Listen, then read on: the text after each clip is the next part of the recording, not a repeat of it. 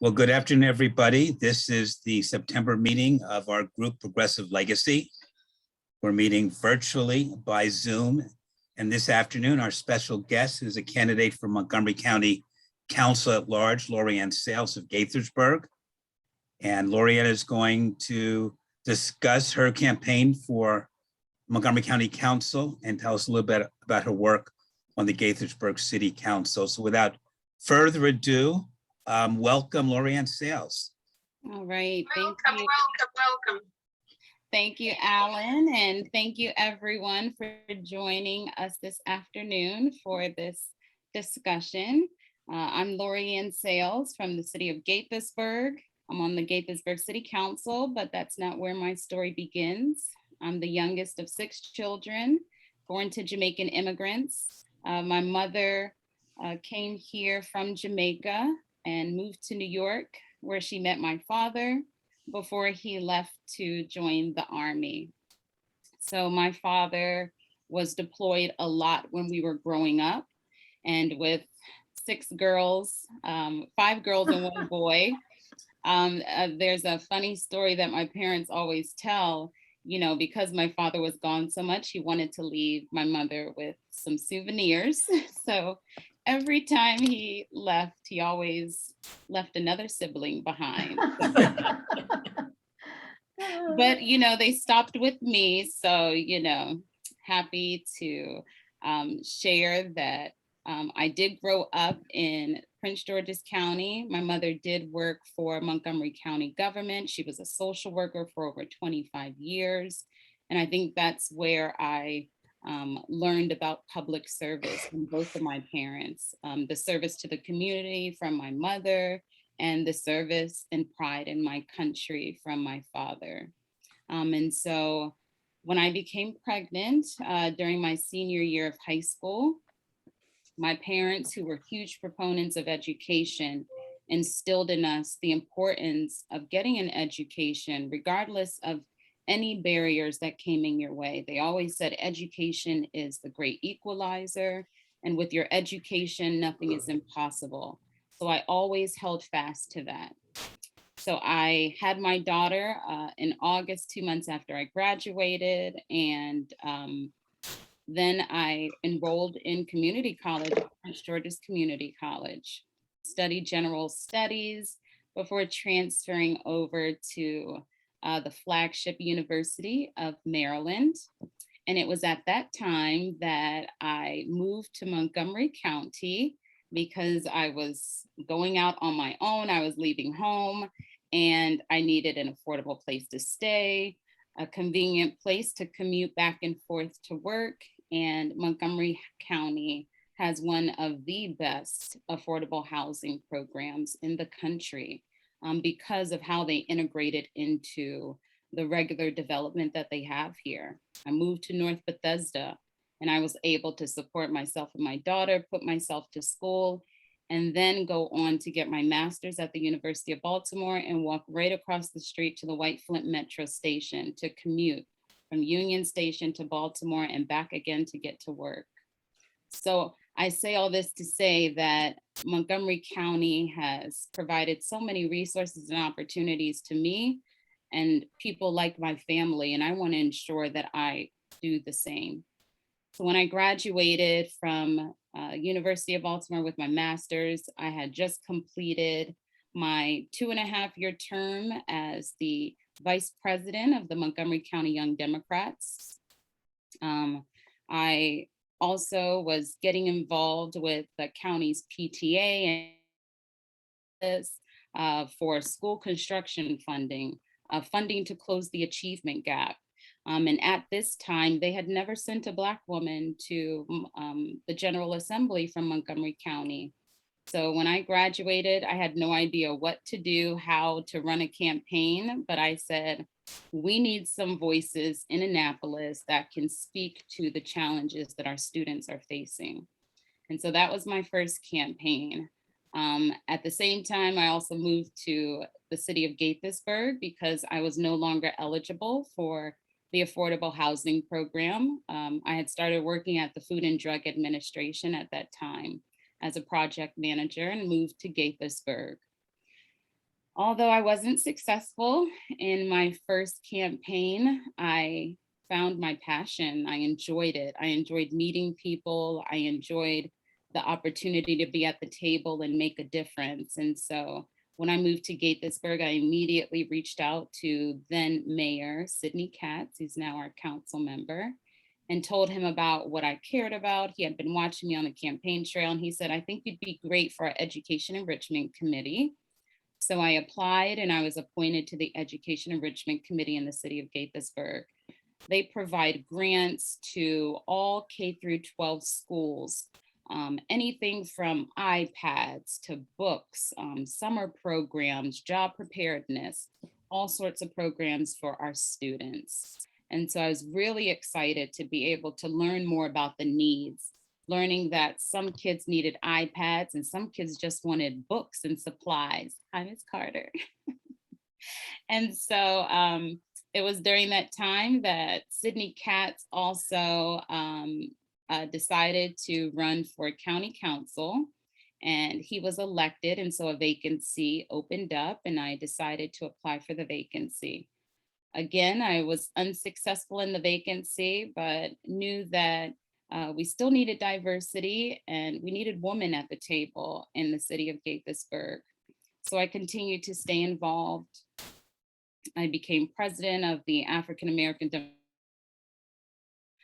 completed the Leadership Montgomery Core program, and also started the Gaithersburg Up County Breakfast Club. I have been to so many breakfasts and meetings in the morning with Montgomery Women, where I served on their board of directors as well, and realized that people are, this is the prime opportunity to really network and get information just before you have to get into the office.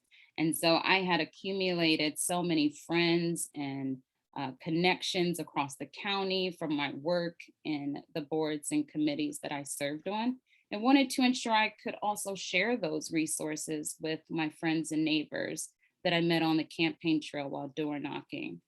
And so I think the culmination of all those experiences and tireless ground game, I was successful in 2017 when I decided to run for a third time. And I say third time is the charm, because I not only won my election, but I came in first place and made history as the first African-American elected in the city of Gaithersburg.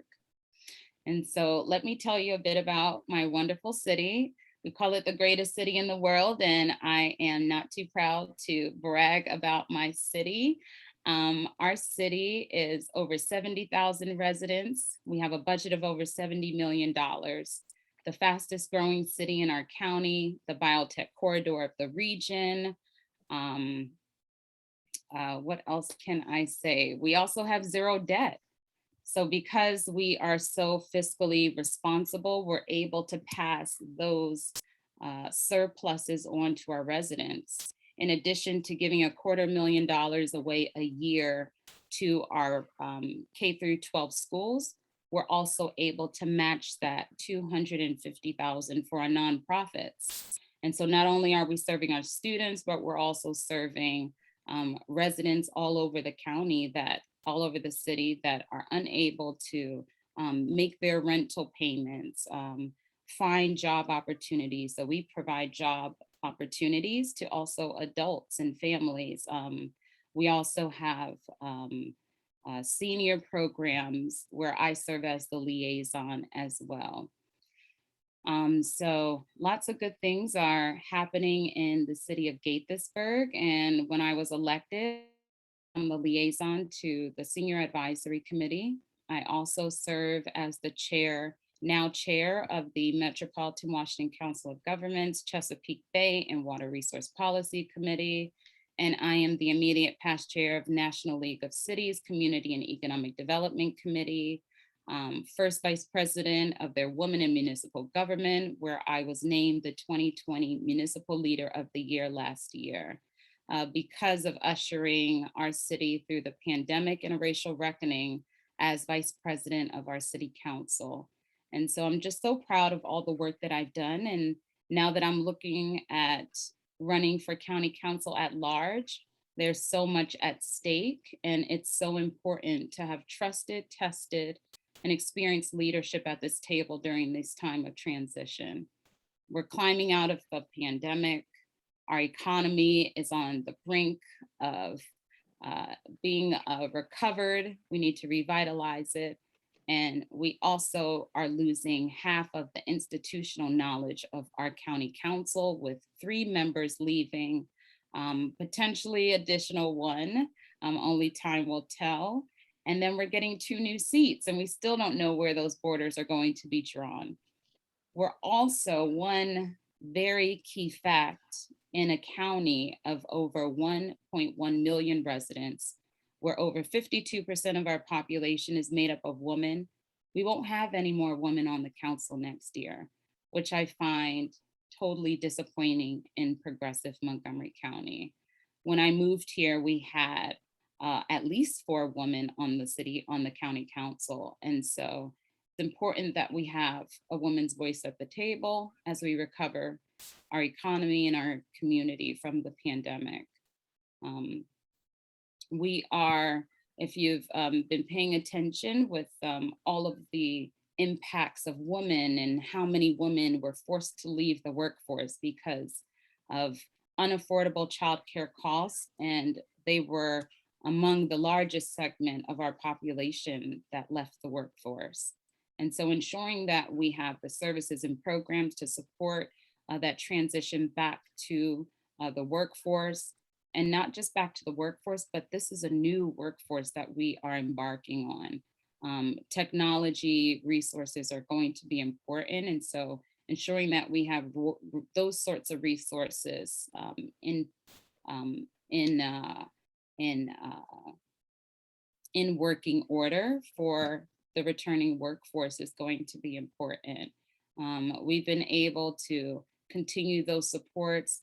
We've been able to grow our economy, grow our biotech corridor past the west side of the city, and we're expanding to the east side of the city. And all this has happened during the pandemic.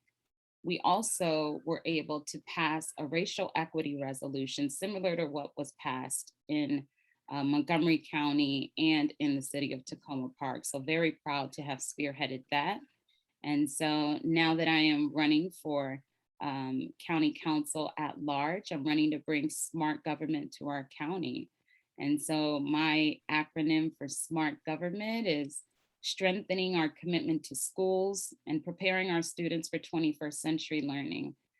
We have so many kids that are leaving our schools and having to take remedial courses. And then we have the high performing students who don't want to come back to our county because it's either unaffordable, the jobs aren't here, or they just are being recruited to other parts of our country. And we should be ensuring that we get a better return on our investment from the billions of dollars we put into our school system each year. For M, I moved here because of our county's affordable housing program. I moved here because of the accessibility to public transportation and also the convenience of being in a walkable community. So I want to make sure that living in our county is more affordable for every income, for every resident that wants to call our county home. Also, I'm from the Up County, as you know, in the city of Gaithersburg. A third of our county is made up of the Ag Reserve. And if you've volunteered at any of our food distributions across the county, you know that our farmers have stepped up big time to ensure that some of our most underserved residents have access to healthy food at little to no cost. So advancing local food production in the Ag Reserve is key. Right now, they're generating over $288 million in revenue for our county. And I know with the county support, we can grow that sector of our economy. And of course, we're still in the midst of a pandemic. So recovering from the pandemic while revitalizing the economy is going to be key. And we've been able to do that in the city of Gaithersburg, where we were among the hardest hit zip codes. And we were able to stand up all sorts of not just food recovery, but vaccine testing, vaccine dissemination in the city. And we'll continue to do that across the county in the areas that need it most. And last but not least, recovering the economy while tackling climate change through transportation infrastructure. And so those are just a few of my SMART points, and I have a lot more information on this robust agenda across my platform on my website, and I hope you will visit it. I put it in the chat along with my email, and I will stop talking now and will answer any questions, and just want to thank everyone again for inviting me to share a little bit about myself. How'd I do on time, Alan? I wasn't keeping track. It was so interesting. Listen to for another 20, 30, 40 minutes. But we're so thankful you're here to tell us about your background. I learned a lot about you that I did not know, and I thought I knew you pretty well. So we couldn't be happier to have you, Thank you. Today. Everybody is welcome to ask questions. Just start talking or raise your hand. Rosie has a question. Okay, I actually have two. One, I want to know if you're going to use public financing. The second thing is I want you'd put a dollar amount on what you would consider affordable housing. Thank you very much. All right. Thank you, Rosie, for those questions. Of course, I am going to use public financing. I was a huge proponent of the program. I think it levels the playing field and allows more people to actually get engaged in public service, and it forces you to really talk with residents, not just come with your own ideas, but reach out to the residents to really find out what they want to see done in this county from their representatives. And as far as affordable housing, I think that varies. We have to remember we're one of the wealthiest counties in the country. And so while I came here, as a single mom, using food stamps, rental assistance, even utility assistance, but now I am proud to be a homeowner. And affordable for me was anything under $250. And I was just so glad that, a bank approved me by myself for a loan to even get a home. I always told my daughter when we first moved, we were in that 1-bedroom den, and I reconfigured the den. My father came over, he put up curtains, and we made it work. And then we were able to move into a 2-bedroom apartment because someone left and I was moved up on the list. And then I had to search and find. And, they say when you move to Montgomery County, you have to keep moving up the Beltway. So when I was renting in Gaithersburg, I was at exit 9. And when it was time to purchase, I'm now at exit 12. So I will move where it is affordable. And, everyone was saying, oh my gosh, you're going to take your daughter out of the W school. She was supposed to go to Walter Johnson. And I was scared. I was like, is this going to be, a bad experience? Am I, making a bad decision for my daughter? Should I just stay and rent where I know I can't afford it? Or do I go to school where she's going to be in a diverse environment? I immediately went to the principal, and, Michaela was able to graduate with a certified nursing assistant's license. And those are the sorts of opportunities, that I want to ensure other students get to take advantage of. So while people have, negative things to say about some of the schools in our county, it's really incumbent upon the parents and our students becoming self-advocates to ensure they graduate college and career ready, which is what she did. LaurieAnne, we had a question that was passed on to me about transportation. Yes. You're in a particularly unique place because Gaithersburg is a municipality. What happens on 270 is pretty impactful for your community. Yeah. promising you the CCT for more than a decade. I wonder if you can share some thoughts about public transportation, Purple Line, Beltway expansion, that kind of thing. Definitely. You know, I'm a huge proponent of multimodal transportation solutions, and that's ensuring that not only our cars, our drivers, but our pedestrians, our cyclists, our walkers all have safe and complete streets to navigate, to get to work. And we know that climate change is not getting any better.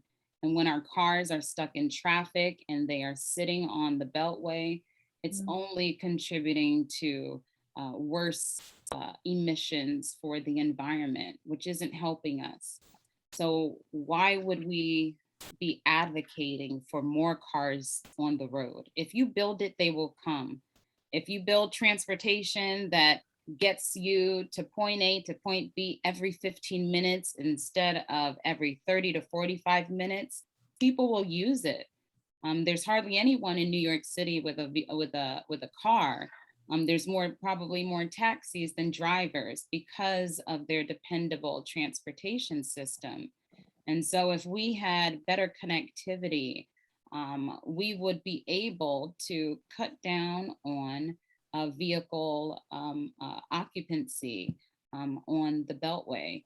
And so getting the Purple Line completed, I am really disappointed that we spent so much money on the front end with not being thorough with engineers and research, that we had to go back. It seems like it's on the right track, but this is going to be an economic driver for downtown Rockville and the connecting communities, and getting, again, people off the road, and also getting us closer to the businesses that can provide employment opportunities, that can help revitalize the economy.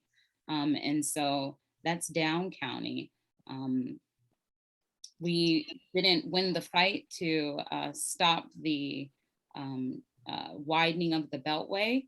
I'm hearing that there are still efforts in the upcoming session, and maybe even with a new governor, when we are successful with the transition of a new governor back to blue, I think we will get some more common sense transportation solutions on the books, and it's going to take engagement and advocacy from every resident up and down the Beltway. We have to think about our environment, and we have to think about our economy, and we have to be vocal about the things that we need now. And we have transportation projects that have been in the master plans for decades that haven't been funded, things that were promised that have not come to fruition. And we need some balance, and we need to prioritize some of those outdated projects that haven't been funded. And so going to need a good advocate to ensure that we get that message across and advocate to the state and our federal partners as well for the infrastructure dollars we need here in the county. Who's got a question for LaurieAnne? While you guys think of your question. I do. Okay, good. Keep I got one. What other ideas do you have to fight the climate change? You seem to be one of those fantastic younger generation who are really interested in, and I'd like to hear what other, besides the getting the cars off the road, what else can we do? Are you interested in getting composting going in the county, or what other ideas do you have? All right, so I am definitely a proponent of composting. We have our own composting started in the city of Gaithersburg. That's why I talked about advancing local food production. We have food coming in from all over the country to feed residents in our county. And we also have local farms that can also take that place and cut down on the people who are not just impacting the environment, but degrading our infrastructure when they're importing and exporting their food inside of our county. And so that's one way that we can do a better job on greenhouse gas emissions, renewable energy, ensuring that we are supportive of renewable resources for any of the buses that we have, from ride-on to our school buses, ensuring that we are investing in those resources, and then ensuring that any new buildings, mandating solar panels on our roofs, on our buildings, and working with our federal partners to ensure that those are affordable improvements to bring into any new business or any new housing construction that comes into the county. You know, I had my kickoff. I had my 2 events, one in Silver Spring, and the second one was in Up County at Windridge Vineyards. And they actually built a facility where they could put solar panels on the veranda of one of their outdoor canopies. So there are ways that we can have solar in the ag reserve and not impact agriculture, which is what that area was designed for. We also need to ensure that we are keeping up with our forest canopy. Trees are one of the biggest absorbers of greenhouse gas emissions. And so the better tree canopy that we have, the less, you know, the cooler we can keep the environment, and the more absorption that we can have from harmful things getting into the environment. And as chair of the Chesapeake Bay and Water Resource Committee, we're also looking at environmental justice. You know, what happened in Flint, we don't want it to happen in our county. And I believe it was right before the pandemic, there was testing done in some of our schools. You know, we always thought that Baltimore City had lead pipes. We found lead in some of our schools as well, right here in Gaithersburg. So that's why it's so important to get, you know, this infrastructure dollars down to the places that need it most. And Mr. Carter reminded me about the greenhouse teams. You know, our churches are some of the biggest landowners in our country.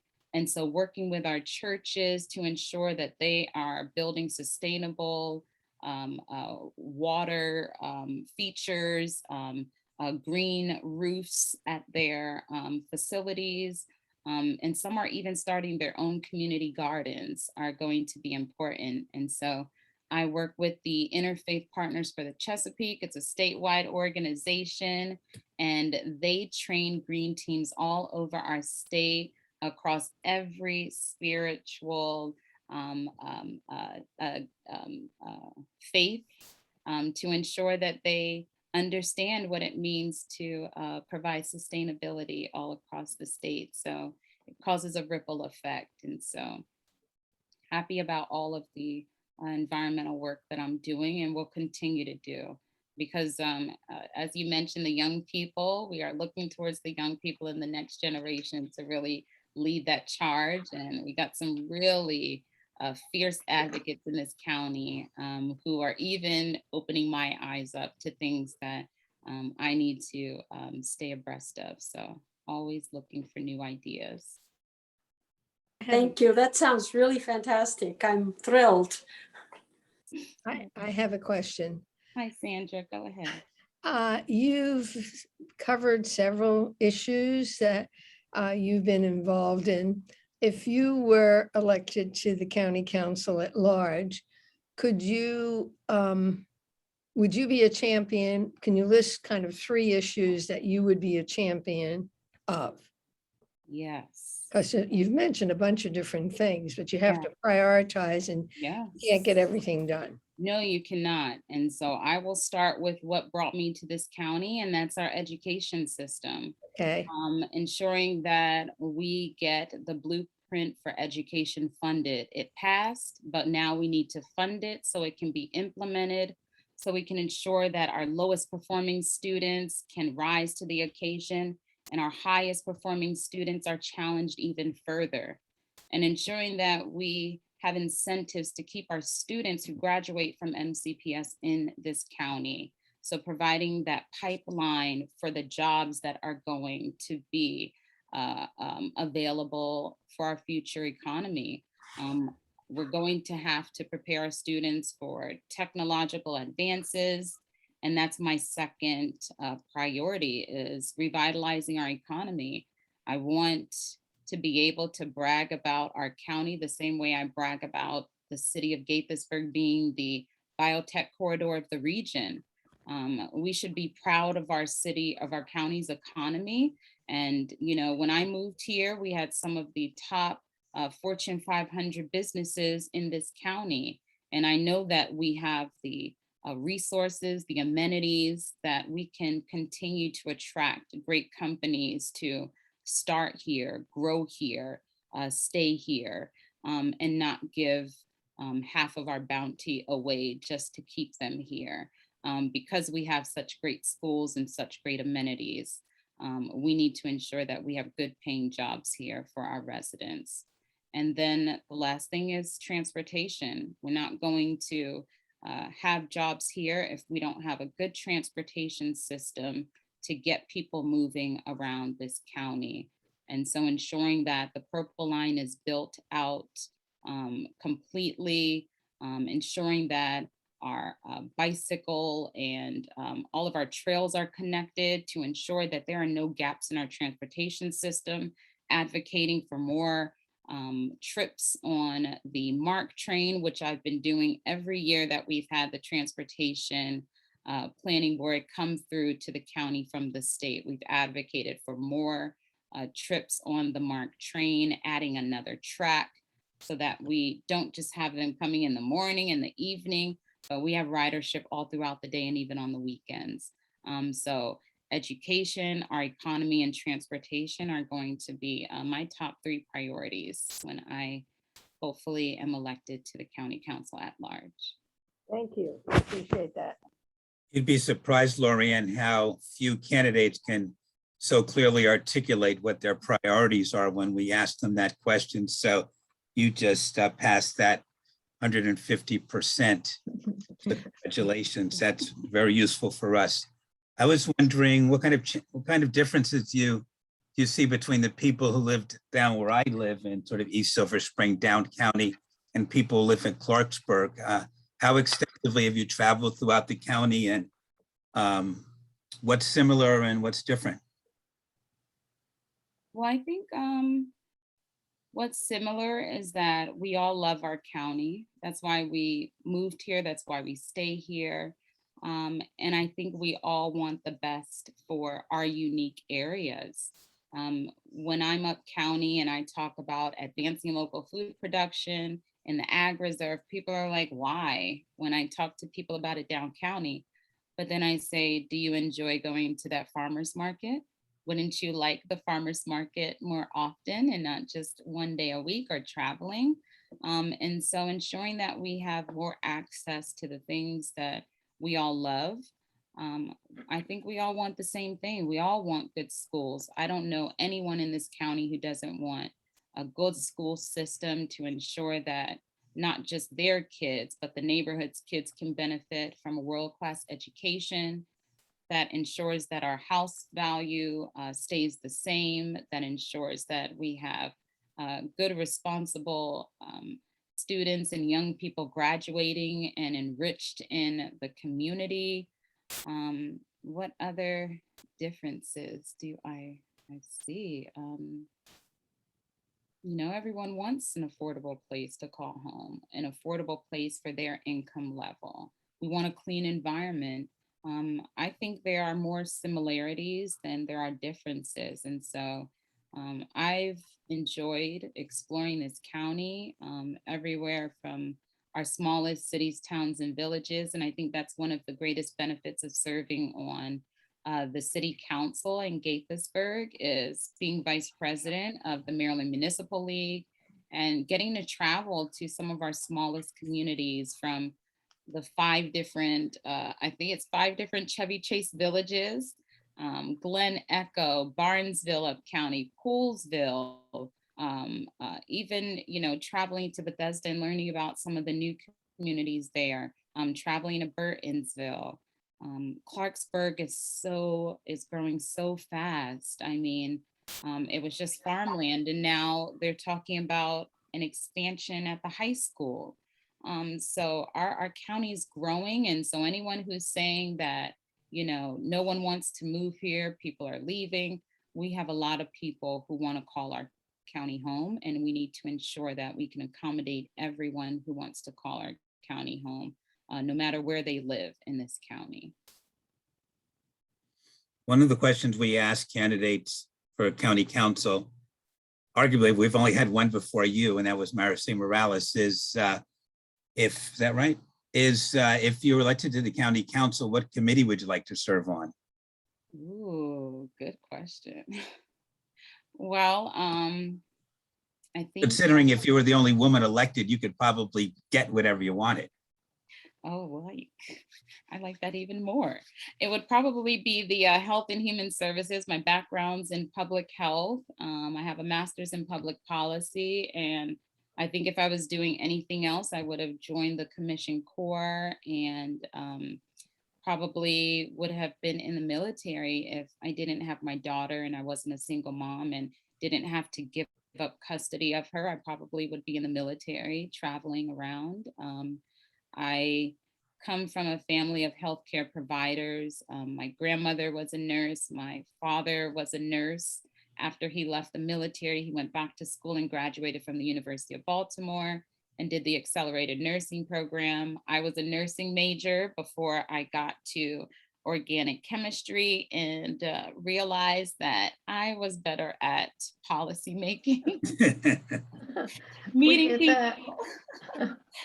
people before I get to the bedside. Let me tell you how we can prevent some of the health challenges that you have. So I'm more on the prevention and advocacy side. And so yeah, Health and Human Services would run the gamut.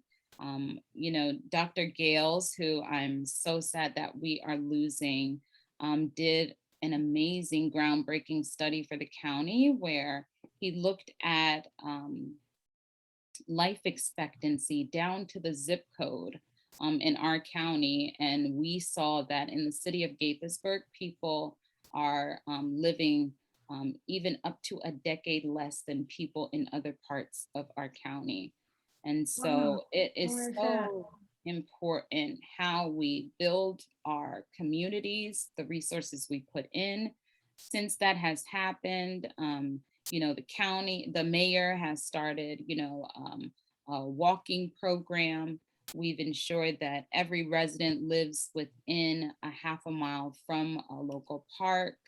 And so we want to ensure that we are not just, a thriving county as far as our economy, but we want people to be healthy. We want people to live healthy lives, and we want them to be able to age in place if they're living in this county as well. I think it's a good choice for you. So done. You have a unique experience being from a municipality in Montgomery County when it comes to police accountability and transparency. Yeah. We read often about there's some terrible things happening in the municipality of Gaithersburg. And this group, Progressive Legacy, pays a lot of attention to social justice issues, particularly as they have to deal with policing and reimagining policing. Do you have any thoughts about policing from your experience in Gaithersburg and the League of Cities? Most definitely. The Department of Justice has the COPS program, which is community-oriented policing services. And they made some national recommendations under the Obama administration. And so while it's disappointing that we've had 2 police-involved shootings in the city of Gaithersburg that are still in the phase of pending investigations with Howard County because of our MOU, we still need to ensure that there's accountability, there's transparency in the process, and there's always room for improvement. We're going to be implementing some of the legislation that was recently passed at the state level. And so we are still in talks about how that's going to impact our officers here in the city of Gaithersburg and in Montgomery County. And so as a member of the Maryland Municipal League's Legislative Committee, it was so important that we have voices on those bodies to ensure that it's not a one-sided conversation and that people are at the table speaking on behalf of residents. We're not only trying to ensure that our residents are protected, but we want to ensure that our public safety officers who take on these challenging occupations are also protected. And so ensuring that we have body cameras installed in all of our police departments across the state. We were champions for that effort. And some of our smaller municipalities are going to take a little longer. So they have until 2025 to catch up and ensure that all of their officers are outfitted. Our officers in the city of Gaithersburg have been outfitted with body cameras. Unfortunately, the incident that happened at the beginning of the year, our officers, our undercover officers, didn't have to wear body cameras.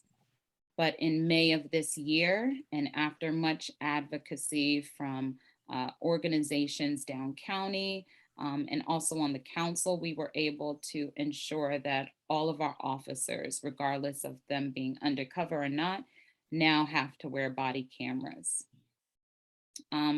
We also implemented the 8 recommendations that can't wait.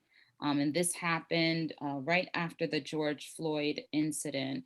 We already had about 6 of those recommendations already on the books. And the last one was training, ensuring that our officers received implicit bias training.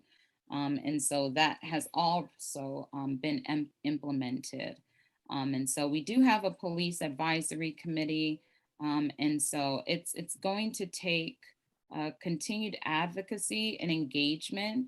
You know, I'm all about ensuring that we bring the partners to the table to ensure that this isn't, you know, us against them, but it involves all of us. Last year, I was proud to hold World Listening Day event, Talk, Walk, Listen, with some of our youth leaders and activists and community leaders that serve our youth. And we had a event where we didn't just hold a protest, because I saw so many protests happening, but I wanted to ensure that we were turning their protests into policy making. And I didn't want their demands to be lost on deaf ears. And so I engaged with our police chief, the county's police chief, our county executive, and members of the county's reimagining policing efforts. We had our newest member of the SMOB board, Hannah O'Looney, who is a resident of Gaithersburg, and our outgoing member of the Board of Education, student member of the board. We even had a mindfulness exercise at the event, and none of the adults were allowed to talk. We just heard from the students. They all had their piece to say, and they were also instrumental in helping us pass our racial equity resolution that passed in September. And so this is what happens when you take on that multidisciplinary approach. And it's not just working in silos, but it's bringing all the partners to the table and discussing the best way forward that works for everyone. And so that's what I want to continue to do, is build coalitions to ensure everyone is involved in the decisions we make going forward. I'm going to try to curb my enthusiasm, ask you a question, because Gaithersburg is one of the most diverse cities in the country, top 10, along with Germantown, Silver Spring, I believe Rockville is in that group, but Gaithersburg is definitely in that list. And a lot of Latinos live in Gaithersburg. I wonder what you as a council member and what the city council does to try to foster more communication, dialogue between the diverse groups in Gaithersburg. I definitely think we can do more. You know, it's important that our elected officials reflect the community that we serve. And so, you know, I'm not running for reelection. Our only Latino member of the council, Mike Sesma, is going to be retiring. And so in a city that is has the fastest growing Latino population, representatives who are sensitive to those needs. We do have, you know, when we're printing information, we try to ensure that it's done in 2 different languages. We have 2 Latino members of our community who are running to become maybe the next mayor or maybe the next council member. We also have grant programs that work with identity to ensure that our newest residents are acclimated to the community. They to language classes, job training, and that's not just for the students. That's from you know, cradle to career and beyond. And so we need to ensure that we're serving every resident in our population. I think the county does a really good job of that already with the language line. I've worked with McHale, the Montgomery County Adult English Literacy Program, and they have, you know, classes for early English language learners. I've taught in our school system as a substitute teacher when I was first elected, as a paraeducator. So the county's doing a really good job, but we can always do better. And that's ensuring that our new residents who aren't comfortable with the language have access to the resources still, and it's available in their language. And every day we're getting a new language expert to accommodate our new residents, not just in the city of Gaithersburg, but across the county. And that's one of the great things that they do. The Office of Community Partnerships does a good job, and you know, the boards like the Latino Health Initiative and the Latino Advisory Board. These are all bodies that the county council and the county executive rely on to ensure that we are meeting their needs. We are putting resources like mobile clinics in their communities. For Mother's Day, I had the pleasure of visiting the Gaithersburg, the Black Rock Hub, which used to be at Black Rock, and now it's at the Germantown Community Center. I visited their facility during Easter, and we delivered some Easter baskets to a mobile park community. To the naked eye, you wouldn't even recognize that this community is, you know, 5 minutes away from where I live, tucked away down the road. And so after delivering Easter baskets, I reached out to then director Kathy Matthews and asked her about what we could do for this community that needed cleanup and I think needed a lot of resources, from vaccinations for the students before they went back to school. And it turned into an all hands on deck. And we did a community day for them, Mother's Day weekend, and we got so many donations. We had the farmers, they donated plants for the families who wanted to start their own home gardens. We had the Parks and Recs Department from Montgomery County. They brought in all of the resources about aftercare programs and services that the families could take advantage of. We also had the vaccination clinics, and not just for the COVID, but for all the students' vaccinations before they headed back to school.